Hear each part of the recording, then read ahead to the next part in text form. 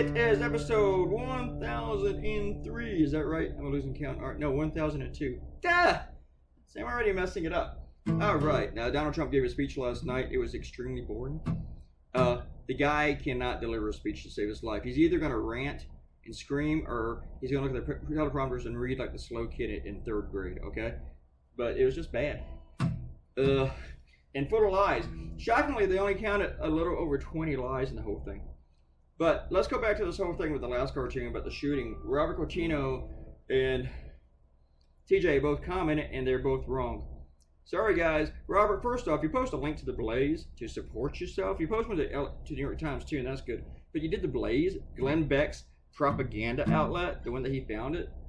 Come on, man. And then you guys argue, okay, the kid shot a pedophile. He shot a sexual offender. That doesn't matter, guys. This kid is not law enforcement. He can't go around and choose, oh, this guy's a sex offender. Let me go shoot him. Plus, he didn't know it anyway. He didn't know who he was shooting at. Then you argue, well, the guy attacked him with a skateboard. Why did the guy attack him with a skateboard? What was the kid doing? He wasn't at some building protecting it. What was he doing? Where was he when the guy attacked him with a skateboard?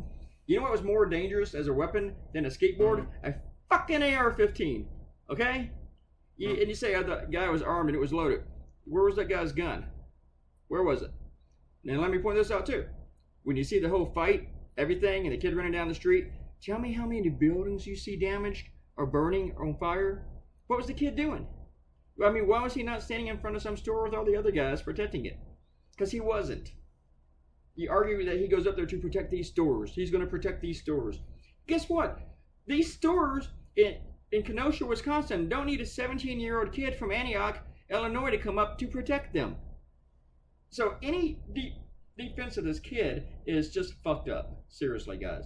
The kid is a terrorist. He's a murderer. He's a killer. He shouldn't have been there. Never should have been there. And yeah, I called him a racist. Robert says it's irresponsible of me. You're standing up for this kid who went up there and murdered people and telling me I'm irresponsible because he went up there to confront Black Lives Matter, to go up there and try to pretend like he had a big dick. Fuck that kid. He's a racist. He's a Donald Trump supporter. Donald Trump supporters are racist. And plus, have you seen the photos of that kid's parents? If you guys are just going to go on some stuff like, well, the guy's a pedophile, so the kid had every right to shoot him, even though he didn't know he was a pedophile, and even though the kid's not law enforcement, he's not a judge. Has that occurred to you? The kid is not a judge. So, but if you're going to judge people just by looking at them and stuff like that, then I can tell you the kid's a racist by looking at his parents. Did you see those photos today? And that's not fair. That's not fair at all. But I'm going to use you guys' rules, okay? I'm going to use the logic you folks are using. So, anyway, you're going to use the Blaze to back up your argument. That's just sad.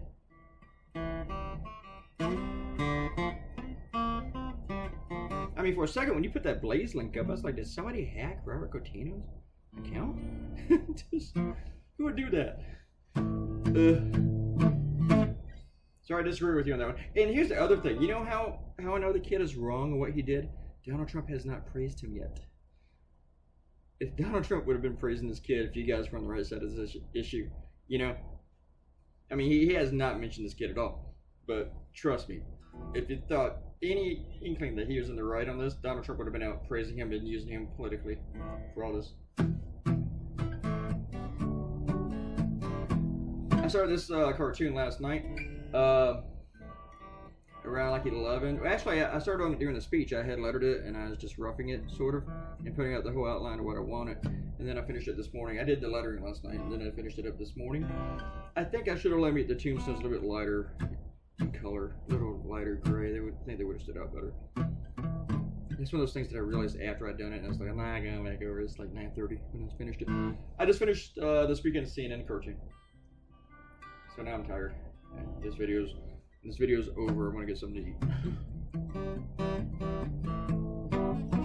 Where's Bruce? Bruce, come in here and leave a comment about this stuff. I don't want to be the only one people are yelling at. Somebody come in here and be on my side. Alright, guys. Thank you, everybody, for commenting. Even the people who are wrong. Even the people posting links to right-wing propaganda with conspiracy theories. Alright? Jeez. So,